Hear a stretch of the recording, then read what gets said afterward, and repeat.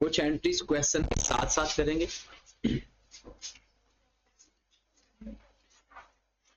थोड़ा सा क्वेश्चन करते हैं ताकि आइडिया हो कि क्वेश्चन आता किस तरह से।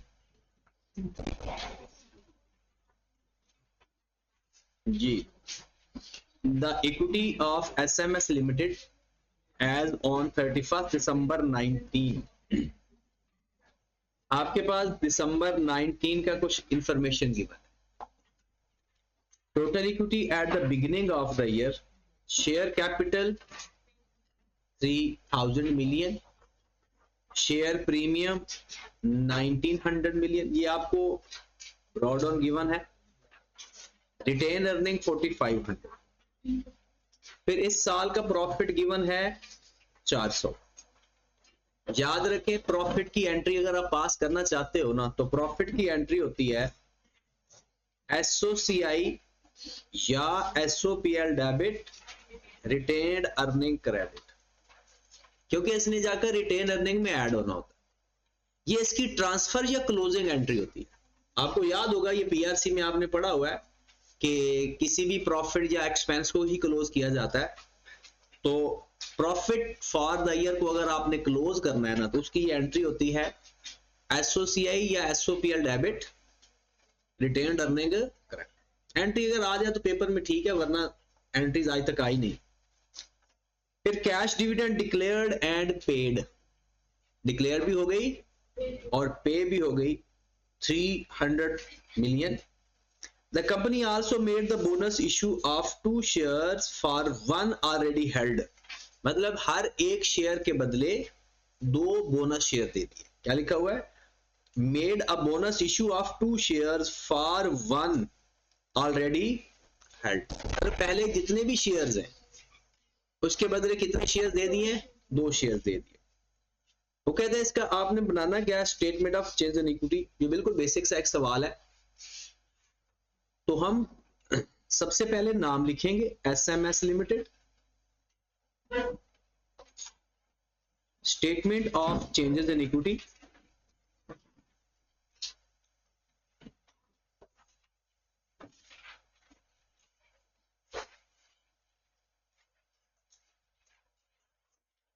For the year ended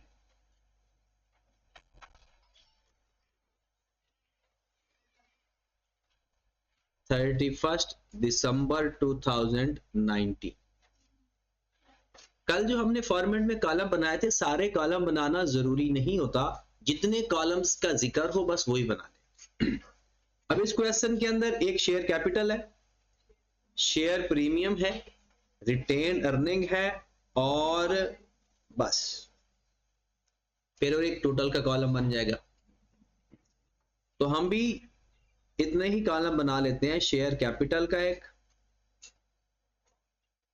share premium, retained earning और टोटल, रुपीज इन मिलियन। ये हमारा फॉर्मेट बन गया किसी भी statement of change in equity को हल करने का, ये हेडर होता है। अब सबसे पहले हम ओपनिंग बैलेंस लिखेंगे।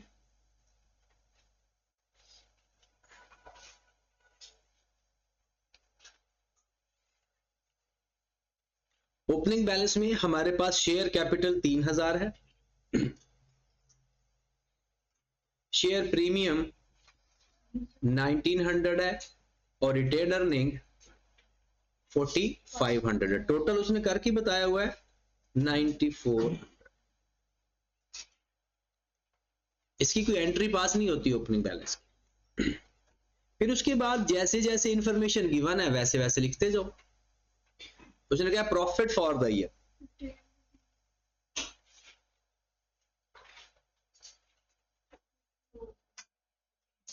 बताओ ना शेयर कैपिटल में आता है ये, ना शेयर प्रीमियम में आता है, रिटेन अर्निंग के अंदर है। रिटेन अर्निंग कितना है जी? 400।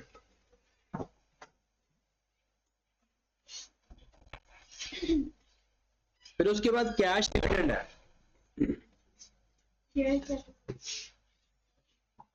जी कैश डिविडेंड की एंट्री बोले, रिटेन अर्निंग टू कैश या retain earning to bank, retained earning to bank. SOCIS statement of change in equity का कोई भी कॉलम डेबिट हो रहा होगा तो माइनस, क्रेडिट हो रहा हो तो प्लस, और जो चीज है ही नहीं इसके अंदर उसको इग्नोर कर दें। मतलब बैंक का कॉलम होता ही नहीं है इसमें। तो आपका रिटेन अर्निंग डेबिट हो रहा है 300 से, और बैंक का कॉलम यहां पर नहीं होता, इसलिए उसको छोड़ देंगे। उसके बाद उसने कहा कि आपने bonus issue of 2 shares for 1 already held. यहां पर जरा ध्यान से देखा करें, वो कहता है जितने भी पहले शेयर्स हैं उसके बदले 1-2 बोनस शेयर दे दिए। कितने बोनस शेयर दिए होंगे? पहले आपके पास कितने शेयर्स हैं? 3000 अमाउंट के, और आपने अब देने कितने हैं? हर एक के बदले 2। और उसका तरीकाकार क्या होगा? जितने देने हैं उसको मल्टीप्लाई, और जितने ऑलरेडी हैं उसको डिवाइड। ये वही given over given multiplied by required है। रिक्वायर्ड क्या है? Bonus shares. कितने बोनस शेयर्स हैं? और गिवन क्या है? Ordinary shares. तो कितना आ जाएगा? इसकी एंट्री बनाएं।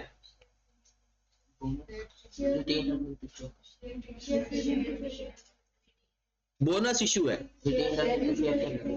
यहां पर, the company also made bonus issue. अब जरा ध्यान से एंट्री पास करनी, ऐसे नहीं पास करनी। देखते उन्होंने आपने कहा share premium to share capital. Fatima आपकी क्या एंट्री होगी? Share premium to share capital. Irfan बताया ना हो तो क्या कौन सा होता है? डिविडेंड होता है या अदर देन डिविडेंड होता है? अदर देन डिविडेंड होता है। ये कल वाली बातें हैं बस। अदर देन डिविडेंड हो तो क्या एंट्री होती है साहब? Share premium to share. अब प्रॉब्लम ये है कि हम एंट्री तो पास कर दें जो आप कह रहे हो, share premium to share capital. Share premium 1900 पड़ा हुआ है, बट जो बोनस इशू की वैल्यू आ रही है वो 6000 आ रही है। इसका मतलब है एंट्री ये पास होगी, share premium debit 1900, retain earning debit 4100, share capital credit 6000। नहीं समझ लगी? देखिए एंट्री आप सही पास कर रहे थे, share premium to share capital, but share premium इतना है ही नहीं। अगर पूरा 6000 होता तो एंट्री यही होती। तो एंट्री क्या होनी है? Share premium debit. अब शेयर प्रीमियम है ही हमारे पास 1900। अगर शेयर प्रीमियम ना हो तो फिर कहां से चले जाते हैं हम? रिटेन अर्निंग में 4100 टू शेयर। ये बात सबको समझ लगी है या अभी कोई परेशानी वाली बात है? चलें जी, रिकॉर्ड करें। बोनस इशू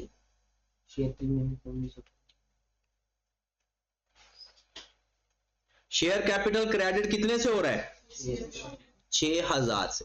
एंट्री याद रख लें, फायदेमंद वाली बात है, क्योंकि बाकी चीजें फिर भी इतने भरोसामंद नहीं होती।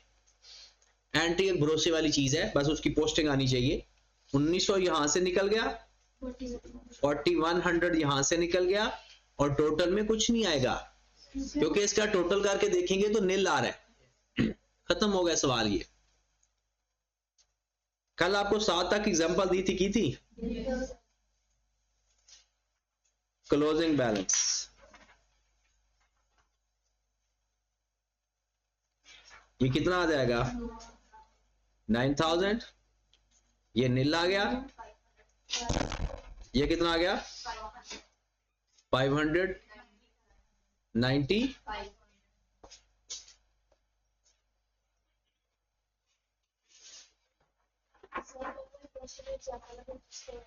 Example number 6, dividend, cash dividend pay की एंट्री क्या पास होगी? Retain earning to cash. देखिए एंट्री ये होती है डिविडेंड की, रिटेन अर्निंग डेबिट या कैश क्रेडिट या शेयर कैपिटल क्रेडिट या कैश क्रेडिट या शेयर रिटेन अर्निंग ने डेबिट ही होना है। जब डिविडेंड दिया जाता है रिटेन अर्निंग ने हमेशा डेबिट होना है, क्योंकि डिविडेंड दिया ही रिटेन अर्निंग में से जाता है। अगर कैश दे दिया तो कैश क्रेडिट, शेयर दिए तो शेयर कैपिटल क्रेडिट।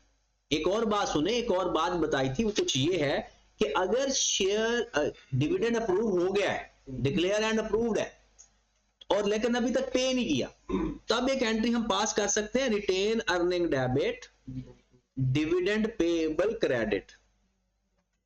बट यहां पर भी आपका रिटेन अर्निंग तो डेबिट हो रहा है, इक्विटी के अंदर तो रिटेन अर्निंग जाएगा, डिविडेंड पेएबल तो जाता ही नहीं है। और अब आप इक्विटी की तो बात ही खत्म हो गई ना यहां पर ही। आगे जब पे होगा तो एंट्री पास होगी डिविडेंड पेएबल डेबिट कैश या शेयर कैपिटल, लेकिन रिटेन अर्निंग तो उसी वक्त ही डेबिट हो जाता है। ठीक होगी बात? चलें जी, ये बात, ये क्वेश्चन, अब क्वेश्चन नंबर 6 पूछा है, एग्जांपल नंबर 6, उसको देख लेते हैं।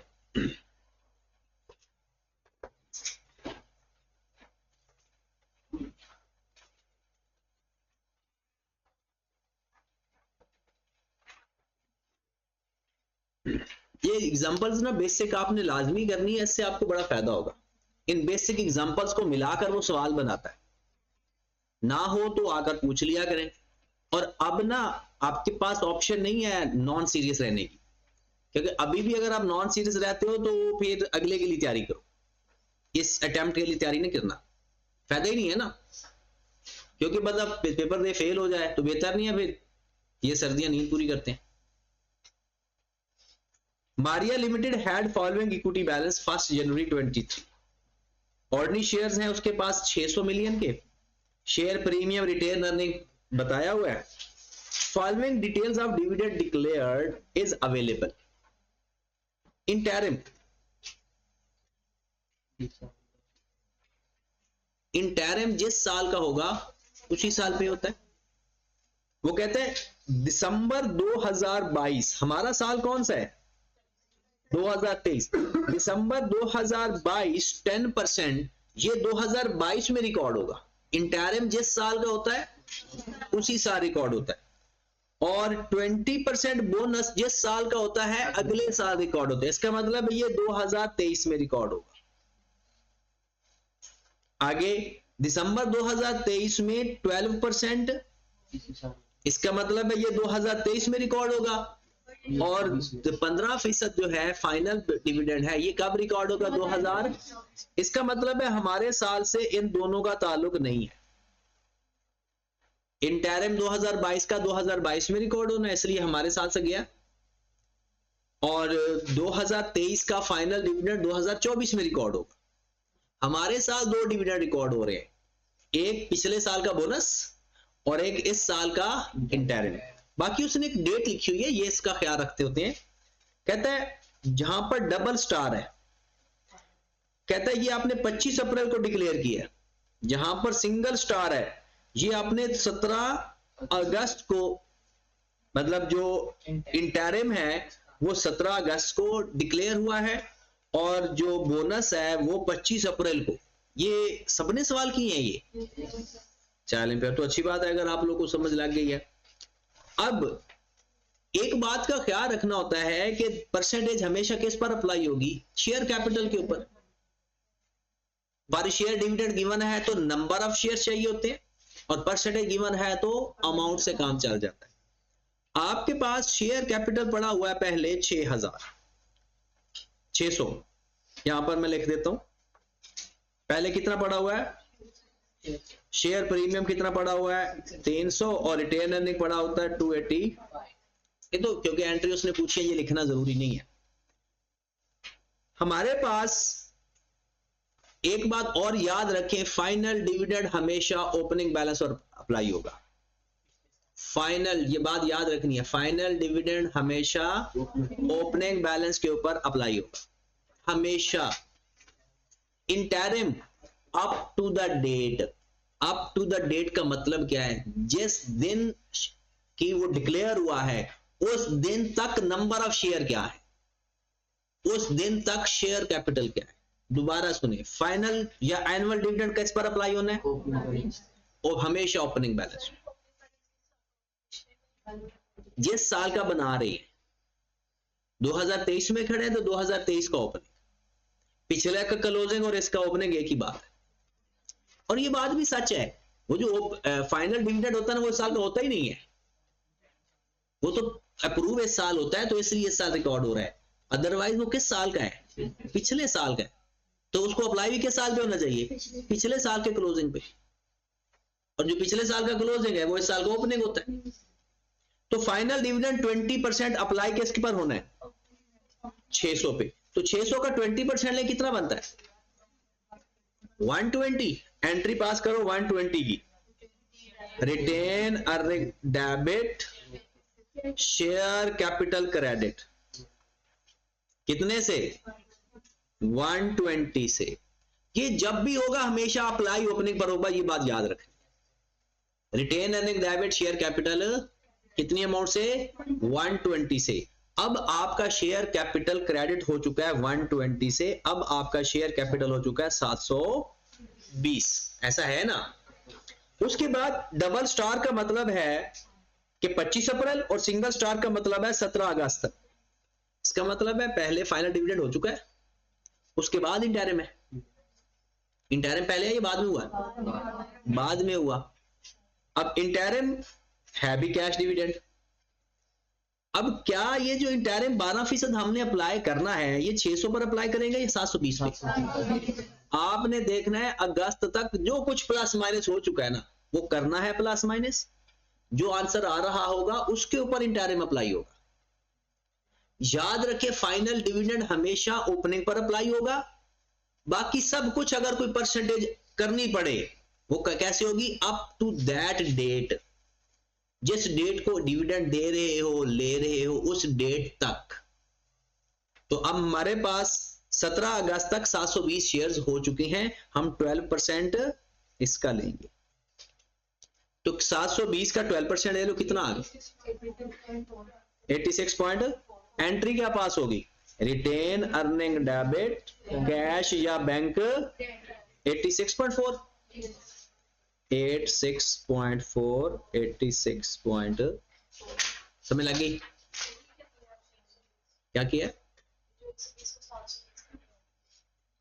देखिए ना, आप एंट्री क्या पास कर रहे हो, retain earning debit share capital कम कर रहे हो ज्यादा, पहले 600 था, कैपिटल क्रेडिट हो रहा है, कम हो रहा है, माशाल्लाह। आप ना घर से चक्कर लगाओ एक। हाँ, इक्विटी का कोई भी एलिमेंट क्रेडिट हो तो बढ़ता है, डेबिट हो तो कम होता है, क्योंकि बाय नेचर ये क्रेडिट आइटम्स होते हैं। तो क्रेडिट हो रहा है तो पहले 600 ओपनिंग बैलेंस पड़ा, 120 और क्रेडिट हो गया, तो ये कितना हो गया 720, और 720 का 12% ले लिया। क्या बताया है, फाइनल डिविडेंड हमेशा ओपनिंग पर अप्लाई होगा, ये 600 के ऊपर। और इंटरिम हो या बोनस हो, बाकी अदर देन फाइनल डिविडेंड के उस दिन तक जो कुछ शेयर कैपिटल में डेबिट क्रेडिट हो चुका है वो करना है, फिर उसके बाद अप्लाई कर। ओके है, हाँ इंटरिम की डेट चाहे पहले भी हो, अगर इंटरिम की डेट पहले होती तो तब तो हम 600 पर ही लगा देते ना। अप टू दैट डेट का मतलब है उस दिन तक अगर कोई प्लस माइनस हुआ है, अगर प्लस माइनस हुआ ही नहीं तो फिर हम भी नहीं करेंगे। एग्जाम्पल 2,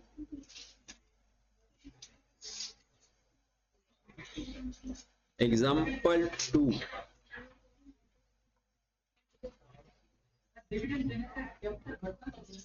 जी, देखिए ना, आप जिन लोगों को आपने देना था ना डिविडेंड, आपने उनको कैश देने के बजाय ना शेयर दे दिए। देना था पैसे, उन सबको पैसे नहीं दिए, उनके पैसे अपने पास रख लिए बिजनेस ने, तो इसका मतलब है एक और उसका पैसा रख लिया तो कैपिटल बढ़ गया। हाँ जी, ऑर्डिनरी शेयर है 600, शेयर प्रीमियम है 120, रिटेन अर्निंग 85, और लिखा हुआ है 16 अगस्त 2023 को AL made right issue 1 for 4 shares already held at the rate of 150 per share, issuance cost 5 million। देखिए आपने नया शेयर इशू किए, अब नया शेयर इशू किए, एक पहले तो ये देखिए ना हमने शेयर इशू कितने किए।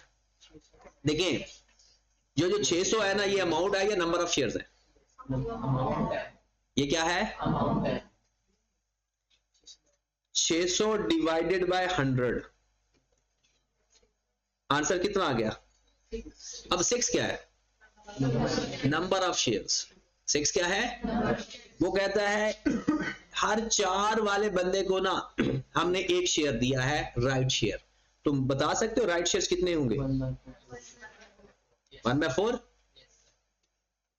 एक शेयर दिया, राइट शेयर एक, और हर ये जो 6 है ये ऑलरेडी हेल्ड है ना, उसको 4 पे डिवाइड कर दो और 1 से कितना आंसर आ गया? 1.5 मिलियन। ये अमाउंट है या नंबर ऑफ शेयर्स हैं? ये नंबर ऑफ शेयर्स हैं। इसका मतलब है आपने 1.5 मिलियन नए शेयर इशू किए हैं, राइट शेयर्स। राइट शेयर कौन से शेयर होते हैं? जो ऑलरेडी शेयर होल्डर को शेयर दिए जाए।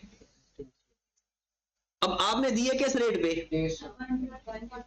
150। उसकी पार वैल्यू क्या है? 100। इसका मतलब है इसको 100 से मल्टीप्लाई करूंगा तो शेयर कैपिटल क्रेडिट होगा, और इसको 50 से मल्टीप्लाई करूंगा तो शेयर प्रीमियम क्रेडिट होगा। यानी पार वैल्यू से मल्टीप्लाई करूंगा तो शेयर कैपिटल, और जो कम या ज्यादा वैल्यू है उससे मल्टीप्लाई करूंगा तो शेयर, अगर कम व 100 से कम पर होता तो शेयर प्रीमियम डेबिट होता, और अगर ज्यादा होता तो शेयर प्रीमियम क्रेडिट होता। तो हमारी अब एंट्री बना लो। एंट्री क्या पास होगी? बैंक डेबिट कितनी अमाउंट से भला? ये 150 आ गया, ये 75 आ गया, टोटल कितना आ गया? 225। तो आपकी एंट्री पास होगी bank debit 225, share capital credit 150, share premium 7। Okay होगी बात? और बताएं अगर आपने सवाल किए हैं। इश्यूएंस कॉस्ट, इश्यूएंस कॉस्ट की एंट्री क्या बताई थी? Share premium to bank. अगर शेयर प्रीमियम ना हो तो शेयर प्रीमियम आपका माशाल्लाह 150 से पड़ा, 120 से पड़ा हुआ है, तो क्या एंट्री पास करोगे फिर? शेयर प्रीमियम डेबिट बैंक या कैश 5 मिलियन से। 8 वाली 7 तक थी। तीसरी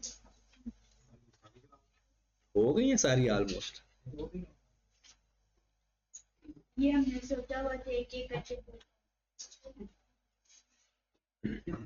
अच्छा, इसमें 123 को आपके पास 600 का ओपनिंग बैलेंस पड़ा हुआ है, शेयर प्रीमियम 60 का, और रिटेन अर्निंग नेगेटिव में।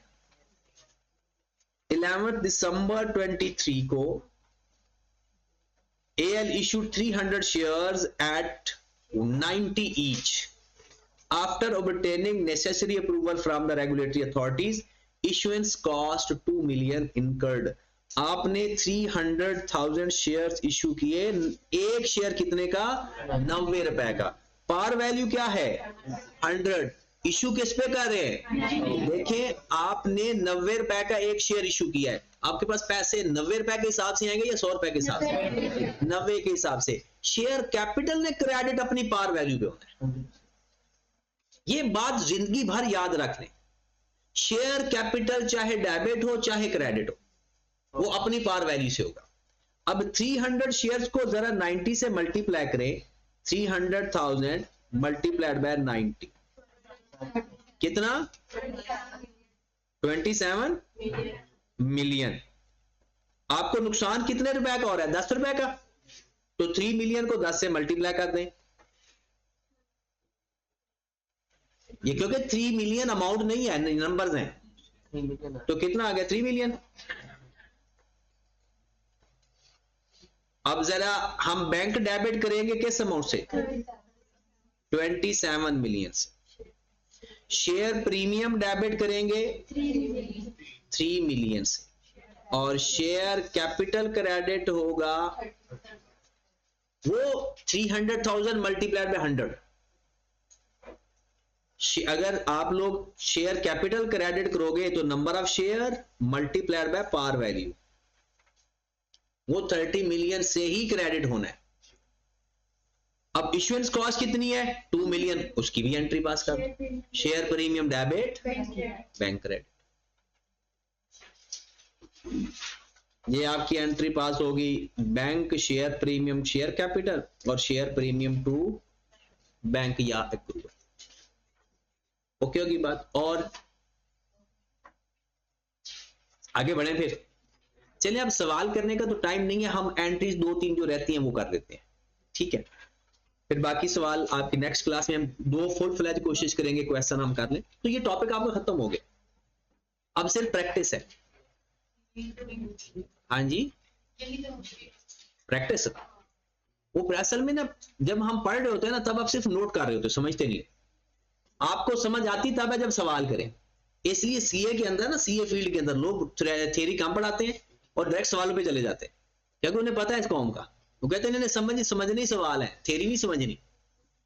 अच्छा, रीवैल्यूएशन से रिलेटेड बातें करते हैं। रीवैल्यूएशन की एंट्रीज आपको सारी ही आती हैं। अगर रीवैल्यूएशन पहली दफा हुआ तो हम एंट्री क्या पास करते हैं? पहली दफा अगर रीवैल्यूएशन हो, अगर फर्स्ट टाइम रीवैल्यूएशन हो, सबसे पहले इसमें एलिमिनेशन को छोड़ें, क्योंकि हम स्टेटमेंट चेंज इन इक्विटी पढ़ रहे हैं। हमने सिर्फ ये देखना है जो उसका एलिमेंट हिट हो रहा है ना, बस उसको देखना है। फर्स्ट टाइम रीवैल्यूएशन में अगर या तो एंट्री पास होती है पीपी डेबिट, रीवैल्यूएशन या ओसीआई, इसका मतलब है ये स्टेटमेंट चेंज इन इक्विटी के अंदर जाएगा, statement of change in equity के अंदर जाएगा। और अगर एंट्री पास हो गई एसओपीएल टू पीपीई, ये नहीं जाएगा। ये प्रॉफिट को हिट करेगा, प्रॉफिट को हिट करेगा, क्योंकि एसओपीएल में जा रहा है तो एसओपीएल तो प्रॉफिट में जाता है, लेकिन डायरेक्ट इसका इक्विटी के अंदर कोई कॉलम नहीं। लॉस का केस में ये एंट्री पास होती है, सरप्लस के केस में ये एंट्री पास होती है। अगर दूसरी दफा रीवैल्यूएशन हो रही है और पहले सरप्लस या लॉस पड़ा हुआ है, उसी तरह वही एंट्री के पहले लॉस को डेबिट करके एंट्री पास करके, अगर आपकी एंट्री के अंदर ओसीआई या रीवैल्यूएशन सरप्लस आ रहा है, डेबिट हो रहा है, तो जाकर उस कॉलम में माइनस कर दो, क्रेडिट हो रहा है तो उस कॉलम में जाकर प्लस कर दो। जितनी अमाउंट से डेबिट क्रेडिट कर, अगर हमने पहले लॉस किया, पहले वाली बात फॉर द ईयर की बात करो, उस फॉर द ईयर के अंदर एंट्री आप क्या पास कर रहे हो? फॉर द ईयर एक एंट्री होती है ना, फॉर द ईयर में क्या एंट्री होती है? अगर पहले सरप्लस पड़ा हुआ है, अब लॉस आ गया, तो हम एंट्री पास करेंगे रीवैल्यूएशन सरप्लस डेबिट, एसओपीएल डेबिट और पीपीई। तो ये अमाउंट डेबिट और ये जाकर उस सरप्लस के कॉलम में माइनस करते हैं, जितनी अमाउंट से डेबिट हो। आपने इसकी अमाउंट देखी और अब लॉस आया है, पहले लॉस पड़ा था, अब सरप्लस आया है, तो हम एंट्री क्या पास करेंगे? पीपीई डेबिट, पहले जो लॉस पड़ा है उसको खत्म करेंगे, फिर रीवैल्यूएशन। आपने उस सरप्लस के कॉलम में सिर्फ वो वैल्यू लिखनी है जो सरप्लस के सामने आ रही है। डेबिट हो रहा है तो माइनस, क्रेडिट हो रहा है तो प्लस। और अगर एसेट बेच देते हैं और उसका सरप्लस पड़ा हुआ है, वही एंट्री ओसीआई, मतलब revaluation surplus debit, retained earning, excess depreciation की भी यही एंट्री होती है।